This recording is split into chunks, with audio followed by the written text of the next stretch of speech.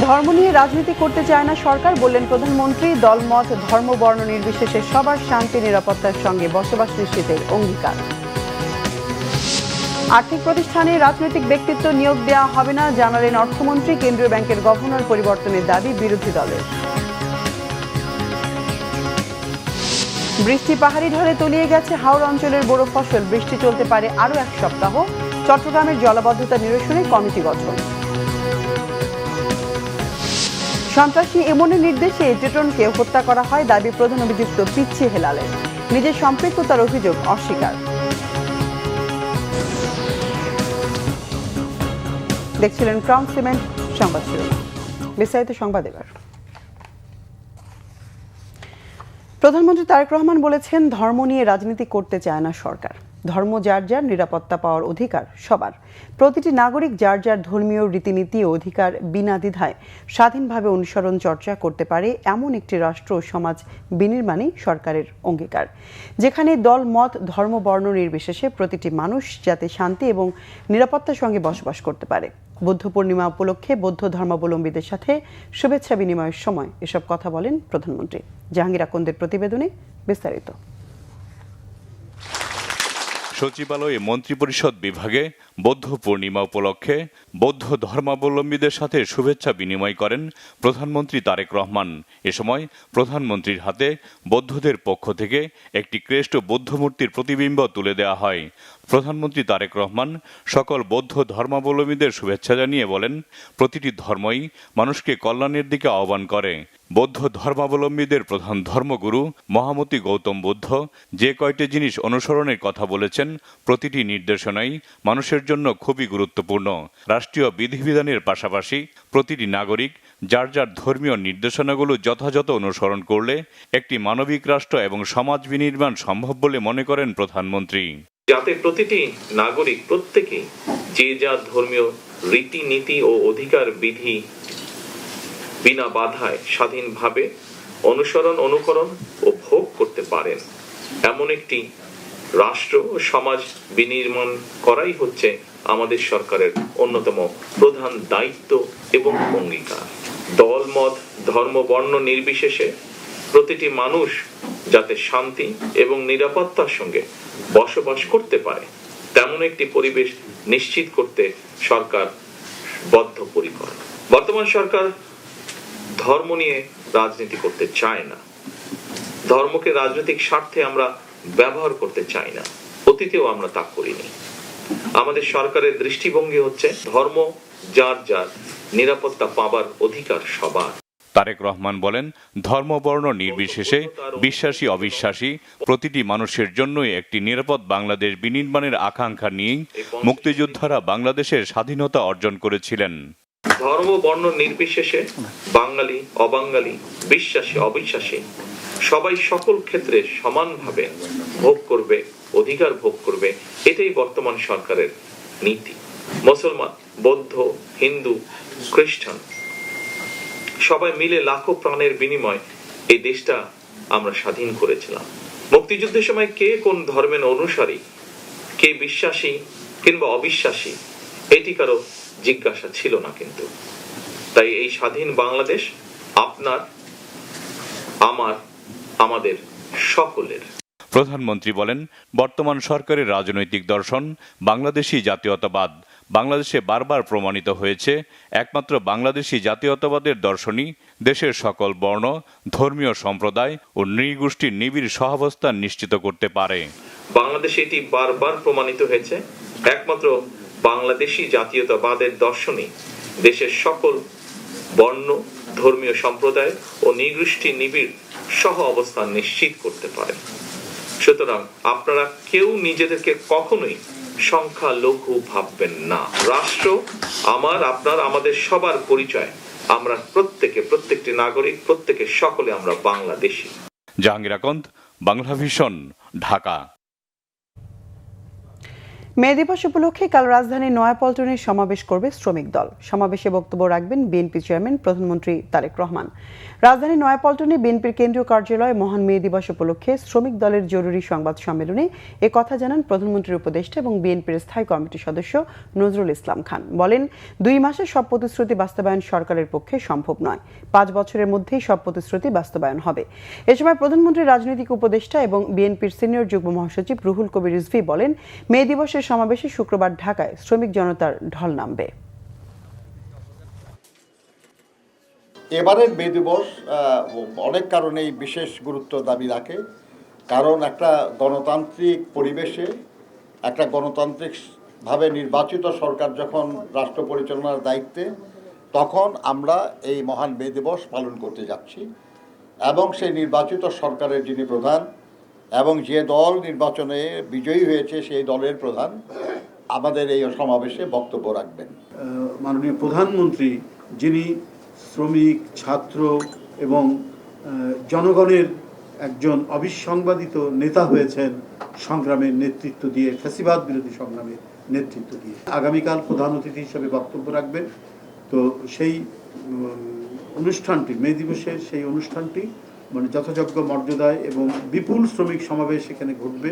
এই নিয়ে জাতীয়তাবাদী শ্রমিক দল প্রায় প্রতিদিনই, প্রায় সপ্তাহব্যাপী তারা নানা ধরনের প্রস্তুতি নিয়েছে।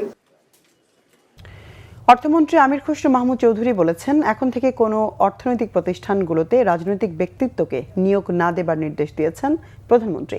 বিএনপির সময় আর্থিক প্রতিষ্ঠানগুলোতে সবসময় শৃঙ্খলা বজায় ছিল বলে বলেন অর্থমন্ত্রী। এদিকে গোষ্ঠী এবং পরিবারকে প্রাধান্য দিলে দেশ এগোবে না বলে মন্তব্য করেছেন বিরোধী দলীয় নেতা ডাক্তার শফিকুর রহমান। দলীয় সংশ্লিষ্টতার উল্লেখ করে বাংলাদেশ ব্যাংকের গভর্নরকে পরিবর্তনের দাবি করেন বিরোধী দলীয় উপনেতা সৈয়দ আব্দুল্লাহ মোহাম্মদ তাহের। আহমেদ সরওয়ারের রিপোর্ট। বৃহস্পতিবার সকালে সংসদের কার্যক্রম শুরুর পরপরই বাংলাদেশ সিকিউরিটি এক্সচেঞ্জ কমিশন সংশোধনী বিল সংসদে পাশ হয়। পরে পাশ করা হয় বীমা উন্নয়ন ও নিয়ন্ত্রণ কর্তৃপক্ষ বিল। এ সময় অনির্ধারিত বিতর্কে জড়ান সরকারি দল ও বিরোধী দলের সদস্যরা। দেশের অর্থ সম্পদগুলো যদি এখান থেকে লুটপাটের মতো কোনো পরিবেশ ভবিষ্যতে তৈরি হয়, তার জন্য কিন্তু সরকার দলকে দায়ী থাকতে হবে। মাননীয় স্পিকার, এখন গড় বয়স হচ্ছে 72 বছর। আপনি কি এই লোকগুলোকে কর্মকাণ্ডের বাইরে রাখতে চান, বাংলাদেশের এই নাগরিকগুলোকে? এ সময় ফ্লোর নিয়ে বিরোধী দলের নেতা বলেন, আগের বিলগুলি পাশ হয় তখন সময়ের সীমাবদ্ধতার কারণে তারা সুযোগ পাননি। কিন্তু এই দুটি বিলের ক্ষেত্রেও আলোচনার সুযোগ না দেয়ায় তিনি আক্ষেপ প্রকাশ করেন। সরকারের 2 মাসে যে সমস্ত কার্যকলাপ বেসিক জায়গাগুলোতে হাত দেওয়া হয়েছে, প্রত্যেকটা জায়গায় জনগণের আকাঙ্ক্ষার বিপক্ষে চলে গেছে। বাংলাদেশ ব্যাংকের মতো সেন্ট্রাল ব্যাংকের গভর্নর নিয়োগের ক্ষেত্রে যে কাজটা করা হয়েছে এবং সাবেক গভর্নরকে বিদায় দেওয়ার যে পদ্ধতি অনুসরণ করা হয়েছে, জাতি এটা দেখেছে। মাননীয় মন্ত্রী বললেন যে যোগ্য লোকদেরকে যোগ্য জায়গায় না দিলে দেশ আগাবে কিভাবে। তো এইভাবে যদি যোগ্যতা সিলেকশন হয়, আমার প্রশ্ন, দেশ আগাবে কিভাবে? গোষ্ঠী, পরিবার এগুলাকে প্রাধান্য দিয়ে আগাইলে এ দেশ তো আগাবে না। জবাবে অর্থমন্ত্রী বিরোধী দলের নেতার এমন অভিযোগ খণ্ডন করেন। বাংলাদেশের আর্থিক শৃঙ্খলা বিএনপি সরকারের সময় কোনো সময়ের সমস্যা হয় নাই। সব সময় আর্থিক শৃঙ্খলা বজায় ছিল। কোনো সময় শেয়ার বাজার লুটপাট হয় নাই, বিকজ বিএনপির অ্যাপয়েন্টমেন্টগুলো কোনো সময় পলিটিক্যাল কনসিডারেশনে হয় নাই এবং যোগ্য ব্যক্তিদের সেখানে দেওয়া হয়েছিল। বাংলাদেশ গভর্নর কোনো দলের ব্যক্তি নয়, সে একটা দলের সমর্থক হতেই পারে, কিন্তু তার যদি যোগ্যতা থাকে, তার অ্যাপয়েন্টমেন্টের অসুবিধাটা কোথায়? আর আপনারা যখন বিগত দিনে এই বিগত কেয়ারটেকার সরকারের সময় যখন গভর্নরের এজটা বাড়িয়েছে, তো সেই সময় তো আপনারা কোনো আপত্তি তোলেন নাই।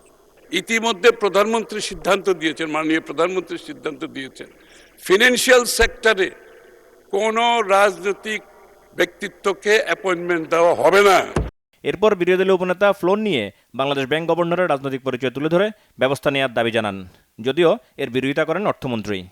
গভর্নর বাংলাদেশ ব্যাংকের যিনি আছেন, ওনার একটা পরিচয় কিন্তু আছে, সেটা হচ্ছে বিএনপির যে নির্বাচন পরিচালনা কমিটি হয়েছিল, আমি কিন্তু জানি উনি এই কমিটির একজন মেম্বার ছিলেন।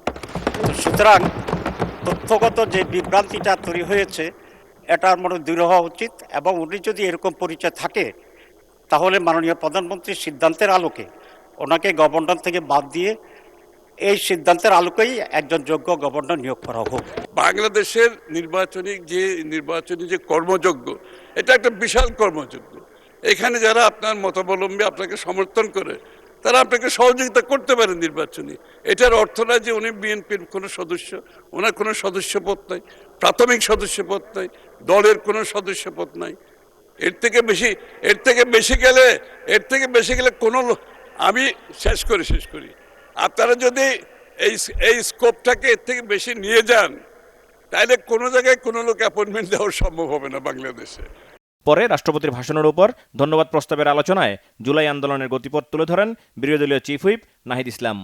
এই রাষ্ট্রপতি চুপ্পু এস আলমের হাতে ইসলামী ব্যাংকে তুলে দেওয়ার কারিগর 2 কোটি আমানতকারীকে পথে বসিয়েছিল এবং জুলাই গণহত্যার সময় তার ভূমিকা, ফ্যাসিবাদের সাথে তার সংশ্লিষ্টতা সবকিছু আমরা জানি। আমাদের দুর্ভাগ্য, এই দুর্নীতিবাজ, অপদার্থ, মিথ্যুক, গণহত্যার দোষর এখনো বাংলাদেশের রাষ্ট্রপতি। এখন তো চাইলেই বিএনপি রাষ্ট্রপতি পরিবর্তন করতে পারে সরকার, এবং আমরা বিশ্বাস করি বিএনপিতে সেই ধরনের যোগ্য আস্থাভাজন ব্যক্তি নিশ্চয়ই রয়েছেন। সরকার দলের সদস্যরা অনেকে গৌরবের সাথে বলেছেন যে যেই রাষ্ট্রপতি জিয়াউর রহমানের বিরোধিতা করেছেন, সেই রাষ্ট্রপতি এখন জিয়াউর রহমানের প্রশংসা করছে। মাননীয় স্পিকার, গাধাকে দিয়ে আপনি হাল চাষ করিয়ে এটার মধ্যে কোনো বাহাদুরি নাই।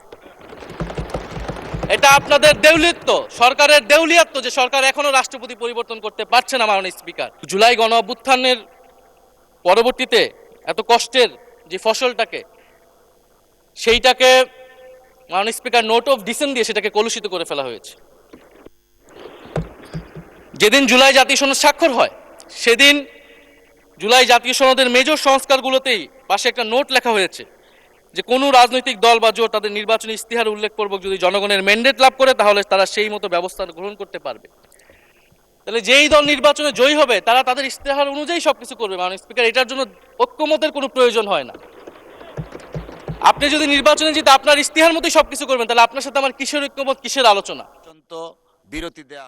আহমেদ সরওয়ার, বাংলা ভিশন, ঢাকা। টানা ও ভারী বৃষ্টি আর উজানের ঢলে ব্রাহ্মণবাড়িয়া, সুনামগঞ্জ, মৌলভীবাজার ও নেত্রকোনা নিম্নাঞ্চল প্লাবিত হয়, তলিয়ে গেছে হাওরের বোরো ফসল। মৌলভীবাজারে এবার বোরোর ভালো ফলন হলো। সোনালী ধান কাটার আগেই টানা বৃষ্টি আর পাহাড়ি ঢলে একমাত্র ফসল তলিয়ে গেছে পানির নিচে। মৌলভীবাজার জেলার হাকালুকি হাওর, হাইল হাওর, কাউয়াদিঘি হাওর সহ ছোট বড় সব কয়টি হাওরের বোরো ফসল এখন পানির নিচে। এতে হাওরের ব্যাপক ক্ষতি হয়েছে। কৃষি বিভাগের তথ্য মতে গত কয়েকদিনের টানা বৃষ্টিতে তলিয়ে গেছে 797 হেক্টর বোরো ধান। নিমজ্জিত ধানগুলো খুব বেশি হলে 5 থেকে 7 দিন পর্যন্ত ভালো থাকতে পারে। এর বেশি সময় পার হলে ধান নষ্ট হয়ে যাওয়ার সম্ভাবনা রয়েছে বলে জানিয়েছে কৃষি বিভাগ। এদিকে টানা বৃষ্টিপাতে বোরো প্রধান জেলা সুনামগঞ্জের হাওরগুলোর ধানও পানির নিচে। বৃষ্টিপাত না থামলে ফসলের আরও ক্ষয়ক্ষতির আশঙ্কায় বছরের একটি মাত্র ফসল নিয়ে বিপাকে কৃষকরা। বন্যা পূর্বাভাস কেন্দ্র জানিয়েছে অতিবৃষ্টি ও পাহাড়ি ঢলে সুনামগঞ্জের 10 উপজেলার হাওরের ফসল পানিতে তলিয়ে ব্যাপক ক্ষয়ক্ষতি হয়েছে। হাওর এলাকায় বন্যা নিয়ন্ত্রণে স্থায়ী বেড়িবাঁধ নির্মাণের দাবি হাওর পাড়ের মানুষের। এদিকে ব্রাহ্মণবাড়িয়ায় টানা কয়েকদিনের বৃষ্টির পর অবশেষে স্বস্তি ফিরেছে। আজ সকাল থেকে বৃষ্টি না হওয়ায় হাওর অঞ্চলের পানি কিছুটা কমতে শুরু করেছে। এতে দ্রুত পাকা ধান কেটে ঘরে তুলছেন কৃষকরা। এর আগে বৃষ্টি ও উজানের ঢলে জেলার হাওর এলাকার 600 বিঘা জমির পাকা ধান তলিয়ে যায়।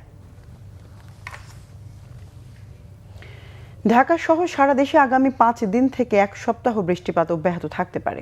দেশের বিভিন্ন অঞ্চলে আজ দমকা হাওয়া ও বজ্রসহ বৃষ্টিপাতের পূর্বাভাস দিয়েছে আবহাওয়া অফিস। চট্টগ্রাম, কক্সবাজার, মোংলা ও পায়রা সমুদ্র বন্দরকে 3 নম্বর সতর্ক সংকেত দেখাতে বলা হয়েছে। দেশের বিভিন্ন অঞ্চলে দমকা বা ঝোড়ো হাওয়া সহ বজ্র বৃষ্টির সম্ভাবনা রয়েছে বলে জানিয়েছে আবহাওয়া অধিদপ্তর। পূর্বাভাসে বলা হয়, পশ্চিম বা উত্তর পশ্চিম দিক থেকে ঘন্টায় 45 থেকে 60 কিলোমিটার বেগে ঝোড়ো হাওয়া বয়ে যেতে পারে, যা নদীপথে চলাচলকে ঝুঁকিপূর্ণ করে তুলতে পারে। সংশ্লিষ্ট এলাকার নদীবন্দরগুলোকে সতর্ক সংকেত দেখাতে বলা হয়েছে। ময়মনসিংহ, খুলনা, বরিশাল, পটুয়াখালী, নোয়াখালী, কুমিল্লা, চট্টগ্রাম, কক্সবাজার এবং সিলেট অঞ্চলের ওপর দিয়ে দমকা বা ঝোড়ো হাওয়া সহ বৃষ্টি বা বজ্রবৃষ্টি হতে পারে। রাজশাহী, ময়মনসিংহ, ঢাকা, খুলনা, বরিশাল ও সিলেট বিভাগের কয়েক জায়গায় এবং রংপুর ও চট্টগ্রাম বিভাগের কিছু কিছু জায়গায় হালকা থেকে মাঝারি ধরনের বৃষ্টি বা বজ্রসহ বৃষ্টি হতে পারে। একই সঙ্গে ময়মনসিংহ, ঢাকা, বরিশাল, চট্টগ্রাম ও সিলেট বিভাগের কোথাও কোথাও ভারী থেকে অতি ভারী বর্ষণ হতে পারে। সারা দেশে দিন ও রাত্রের তাপমাত্রা প্রায় অপরিবর্তিত থাকতে পারে। চট্টগ্রাম মহানগরীর জলাবদ্ধতার সমস্যা সমাধানে সংশ্লিষ্ট সব সংস্থার সমন্বয়ে সিটি মেয়রের নেতৃত্বে একটি কমিটি গঠন করা হয়েছে জানিয়েছেন স্থানীয় সরকার পল্লী উন্নয়ন ও সমবায় প্রতিমন্ত্রী মীর শাহে আলম। শীঘ্রই এটি প্রজ্ঞাপন আকারে জারি হবে। মহানগরীর বিভিন্ন জায়গায় জলাবদ্ধতা প্রকল্পের কাজ পরিদর্শন করে সাংবাদিকদের প্রশ্নের জবাবে কথা বলেন প্রতিমন্ত্রী। সামাজিক যোগাযোগ মাধ্যমে মহানগরী ডুবে যাওয়ার যে খবর প্রচার হয়েছে তা সঠিক নয় বলে দাবি তার। অধিকাংশ এলাকায় জলাবদ্ধতার অস্তিত্ব পাওয়া যায়নি, শুধু প্রবর্তক মোড় এলাকার সিডিএর চলমান উন্নয়ন কাজের কারণে সাময়িক জলজট দেখা দিয়েছে বলে জানান প্রতিমন্ত্রী। জানান চলমান খাল সংস্কার প্রকল্পের কারণে কিছু জায়গায় পানি প্রবাহে বাধা তৈরি হলেও দ্রুত তা অপসারণের নির্দেশ দেওয়া হয়েছে। আগামী 5 দিনের মধ্যে প্রতিবন্ধকতা সরিয়ে খালের পানি প্রবাহ সচল করা এবং বর্ষার পর আবারও স্থায়ী অবকাঠামো নির্মাণ করা হবে বলে আশ্বস্ত করেন মীর শাহে আলম। 24 সালের যে চিত্র ছিল চট্টগ্রামের, 25 সালে সেটি 70-80% ধরেন সমস্যার সমাধান হয়েছে। এখন খালগুলির যে অবস্থা আমি ঘুরে দেখছি এবং কাজ যেটি চলমান আছে, এটা ডিসেম্বরে সমাপ্ত হবে এই বর্ষার পরে গিয়ে। এই বর্ষাতে আমি চট্টগ্রামবাসীকে মাননীয় প্রধানমন্ত্রীর পক্ষ থেকে এইটুকু আশ্বস্ত করতে পারি যে 70 থেকে 80% আপনার জলাবদ্ধতা থাকবে না। আর বাকি যে 15-20% থাকবে, এটার জন্য আপনাদেরকে ডিসেম্বর পর্যন্ত একটু অপেক্ষা করতে হবে এবং আমাদেরকে সময় দিতে হবে, যেহেতু প্রকল্পের কাজটি চলমান আছে। আসন্ন বাজেটে স্বাস্থ্য খাতে 1% বা তার বেশি বরাদ্দ বাড়ানো হবে বলে জানিয়েছেন প্রধানমন্ত্রী তারেক রহমানের স্বাস্থ্য বিষয়ক বিশেষ সহকারী ডক্টর এস.এম. জিয়াউদ্দিন হায়দার। জানান পর্যায়ক্রমে এই বরাদ্দ বাড়ানো হবে জিডিপির 5% পর্যন্ত। শহীদ রাষ্ট্রপতি জিয়াউর রহমান ও সাবেক প্রধানমন্ত্রী বেগম খালেদা জিয়ার কবরে শ্রদ্ধা নিবেদন শেষে সাংবাদিকদের তিনি এসব কথা জানান। Doctor SM. জিয়াউদ্দিন হায়দার বলেন, প্রধানমন্ত্রী তারেক রহমান যে প্ল্যানের কথা বলেছিলেন তার মধ্যে একটি হলো চিকিৎসা কেন্দ্রিক স্বাস্থ্য ব্যবস্থা বাতিল করে চিকিৎসা ব্যবস্থাকে মানুষের দ্বারে পৌঁছে দেওয়া। জানান স্বাস্থ্যক্ষেত্রে আনা হবে আমূল পরিবর্তন। তিনি আরও বলেন, সব শিশু টিকা পেলে শীঘ্রই নিয়ন্ত্রণে আসবে হামের প্রকোপ। আমাদের স্বাস্থ্যে বরাদ্দ পৃথিবীর মধ্যে ওয়ান অফ দ্য লোয়েস্ট এবং গত অর্থ বছরে আমাদের বরাদ্দ ছিল 0.78 বা 77% মতো। আমরা আমাদের নির্বাচনী ইশতেহারে বলেছি আমরা এই বরাদ্দ পর্যায়ক্রমে আমাদের যে জিডিপি, এই জিডিপির 5% নিয়ে আসবো। এটা একদিনে হবে না, আমাদের এগুলো পর্যায়ক্রমে বছরের পর বছর মধ্যে বাড়াতে হবে। এবছর আমি আশা করছি যে আমাদের স্বাস্থ্যের বরাদ্দ অন্ততপক্ষে 1% বা তার কিছুটা বেশি হতে পারে। কিন্তু বরাদ্দ বাড়ালে আমাদের চলবে না, আমাদের স্বাস্থ্য সেক্টরে আমাদের এফিসিয়েন্সি গেইন করতে হবে। রাজধানীর নিউ মার্কেট এলাকায় শিশু সন্ত্রাসী টিটন হত্যাকাণ্ডের ঘটনায় একের পর এক চাঞ্চল্যকর তথ্য সামনে আসছে। আন্ডারওয়ার্ল্ডে আধিপত্যের জেরেই এই হত্যা বলছে আইন শৃঙ্খলা বাহিনী। পরিবারের পক্ষ থেকে মামলায় হত্যাকাণ্ডের হোতা হিসেবে প্রধান আসামি করা হয়েছে তালিকাভুক্ত সন্ত্রাসী ইনামুল হাসান সোহেল ওরফে পিচ্চি হেলালকে। তবে হেলালের অভিযোগ আরেক শিশু সন্ত্রাসী সঞ্জিদুল ইসলাম ইমনের নির্দেশেই টিটনকে হত্যা করা হয়েছে। টেলিফোনে বাংলাভিশনকে দেয়া একান্ত সাক্ষাৎকারে হেলাল এমন দাবি করেন। রিপোর্ট ফজলে রাব্বির। গেল মঙ্গলবার রাত 8:15টার দিকে রাজধানীর নিউ মার্কেট এলাকায় গুলিবিদ্ধ হন তালিকাভুক্ত শীর্ষ সন্ত্রাসী নাঈম আহমেদ টিটন। 4 রাউন্ড গুলি করে মুহূর্তেই সেখান থেকে পালিয়ে যায় দুর্বৃত্তরা। পরে গুরুতর আহত অবস্থায় টিটনকে ঢাকা মেডিকেল হাসপাতালে নেওয়া হলে চিকিৎসক তাকে মৃত ঘোষণা করেন। এ ঘটনার পর ফের আলোচনায় উঠে আসছে আন্ডারওয়ার্ল্ডের তৎপরতা। অভ্যন্তরীণ বিরোধের জেরে টিটনকে পরিকল্পিতভাবে হত্যা করা হয়েছে এমন অভিযোগে উঠছে নানান মহলে। আমরা এদের ব্যাপারে খুব কঠোর অবস্থান নিয়েছি এবং আমি বললাম, আমি আপনাদেরকে আশ্বস্ত করতে চাই অচিরে আমরা এই হত্যাকাণ্ডের সঙ্গে কারা জড়িত এবং হত্যাকাণ্ডের কারণ মূল উদ্ঘাটন সহ যারা জড়িত তাদের বিরুদ্ধে আইনগত ব্যবস্থা নেব। তবে টিটনের পরিবারের অভিযোগ গরুরহাটের ইজারা নিয়ে দ্বন্দ্বের জেরেই মূলত টিটনকে হত্যা করা হয়েছে। এ ঘটনায় নিউ মার্কেট থানায় ইমামুল হাসান হেলাল ওরফে পিচ্চি হেলাল সহ 8-9 জনকে আসামি করে মামলা করেছে তারা। যদিও বাংলাভিশনকে দেয়া সাক্ষাৎকারে পিচ্চি হেলাল দাবি করেন এই হত্যাকাণ্ডের সঙ্গে তিনি জড়িত নন। অভিযোগের আঙুল তোলেন আরেক সন্ত্রাসী সঞ্জিদুল ইসলাম ইমনের বিরুদ্ধে। ইমনের বোন এই মার্ডারের সাথে জড়িত, ইমনের বউ, টিটনের বোন। টিটন জীবিত থাকা অবস্থায়, মানে আমরা তো কারাগারে ছিলাম, ওই কারাগারে থাকা অবস্থায় বলতে আমার বোনই সবচেয়ে বেশি ইনফ্লুয়েন্স করে ইমনকে আমাকে মারানোর জন্য। পারিবারিক ঝামেলা আছে, ইমনের দেওয়া নাম এটা আমি তো বললাম। এজাহারের মালিক, লেখার মালিক ইমন, সিগনেচারের মালিক হলো গিয়ে ওর ভাই, এবং ওর বউ এটার সাথে ওতপ্রোত। এই ইমন টিটন মার্ডারের সাথে ওর বউ জড়িত। এবং টিটন ইসে আসলো কিভাবে, নিউ মার্কেটে আসলো কিভাবে? নিউ মার্কেট তো ভাই আমি যাতায়াত করি না, নিউ মার্কেটে আমি ওই জায়গায় বসবাসও করি না, মোহাম্মদপুরে বসবাস করি। মোহাম্মদপুরে এসে মার্ডার হইলে সেটা না তো সাংবাদিকরা আমার উপর দোষ চাপাইতে পারতো। তাহলে এখন টিটন ওইদিকে কিভাবে আসলো? কে টিটনকে টোপ দিয়ে এখানে আনছে? এবং তার ভাইকে টিটন বলছে হাট নিয়ে আমার সাথে তার ঝামেলা। আমি 100% কনফার্ম হাট নিয়ে কোনো ঝামেলা ছিল না, এবং টিটন এই কথা ওর বড় ভাইকে বলারও কথা।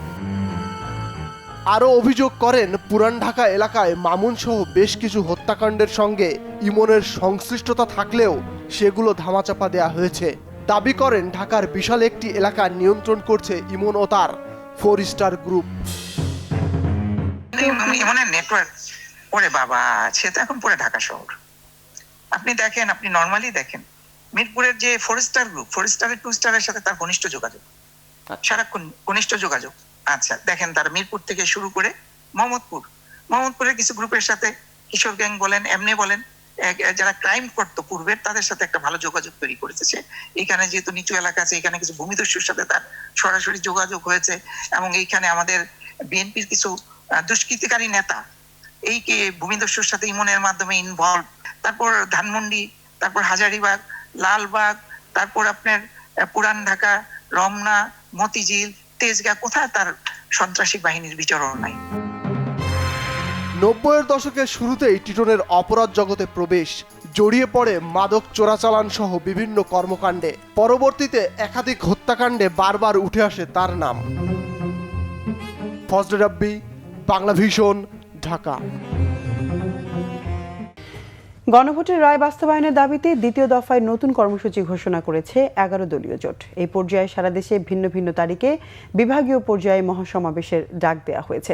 রাজধানীর মগবাজারে বৈঠক শেষে জামাত ইসলামের সহকারী সেক্রেটারি জেনারেল হামিদুর রহমান আজাদ বলেন, আগামী 16 মে রাজশাহী বিভাগের মধ্য দিয়ে সমাবেশ শুরু হবে। পর্যায়ক্রমে 13 জুন চট্টগ্রামে, 20 জুন খুলনাতে, 27 জুন ময়মনসিংহ, 11 জুলাই রংপুর, 18 জুলাই বরিশাল এবং 25 জুলাই সিলেটের সমাবেশের মধ্য দিয়ে কর্মসূচি শেষ হবে। এছাড়া 25 এপ্রিল সব বিভাগীয় শহরে গণমিছিল এবং 2 মে প্রতিটি জেলা শহরে গণমিছিল করবে 11 দলীয় জোট। দেশের 70% মানুষের গণরায় বর্তমান সরকার উপেক্ষা করে দেশের মানুষের বিরুদ্ধে অবস্থান নিয়েছে বলে অভিযোগ করেন হামিদুর রহমান আজাদ। 16 মে আমরা রাজশাহীতে বিভাগীয় সমাবেশ করব। এরপরে ঈদের ছুটি একটা দীর্ঘ সময় থাকে, সেটা বিবেচনায় এনে আমরা 13 জুন চট্টগ্রামে বিভাগীয় সমাবেশ করব ইনশাআল্লাহ। এরপরে 20 জুন আমরা খুলনাতে বিভাগীয় সমাবেশের প্রোগ্রাম ঠিক করেছি। 27 জুন আমরা ময়মনসিংহতে বিভাগীয় সমাবেশ নির্ধারণ করেছি। এরপরে 11 জুলাই রংপুর বিভাগীয় সমাবেশ, 18 জুলাই বরিশাল বিভাগীয় সমাবেশ, 25 জুলাই সিলেটে বিভাগীয় সমাবেশ করা হবে। ইউক্রেন যুদ্ধ ও মধ্যপ্রাচ্যে চলমান সংঘাত নিয়ে দীর্ঘ আলোচনা করেছেন মার্কিন প্রেসিডেন্ট ডোনাল্ড ট্রাম্প ও রাশিয়ার প্রেসিডেন্ট ভ্লাদিমির পুতিন। 1.5 ঘন্টার ফোন আলাপে ইরান যুদ্ধের অবসান এবং ইউক্রেনের সম্ভাব্য যুদ্ধবিরতি নিয়ে দুই বিশ্ব নেতার মধ্যে আলোচনা হয়েছে। ক্রেমলিনের একজন কর্মকর্তা জানিয়েছেন, দ্বিতীয় বিশ্বযুদ্ধ সমাপ্তির 81 বছর উপলক্ষে আগামী মাসে ইউক্রেনে একটি অস্থায়ী যুদ্ধবিরতির প্রস্তাব দিয়েছেন প্রেসিডেন্ট পুতিন। এই অস্থায়ী যুদ্ধবিরতিতে মার্কিন প্রেসিডেন্টের সমর্থন আছে বলে দাবি মস্কোর, তবে এই বিষয়ে কোনো প্রতিক্রিয়া জানায়নি ইউক্রেন। এদিকে রুশ প্রেসিডেন্ট ভ্লাদিমির পুতিনের সাথে ফোন আলাপের পর ডোনাল্ড ট্রাম্প জানিয়েছেন, ইরান ও ইউক্রেন যুদ্ধ একই সময় শেষ হতে পারে।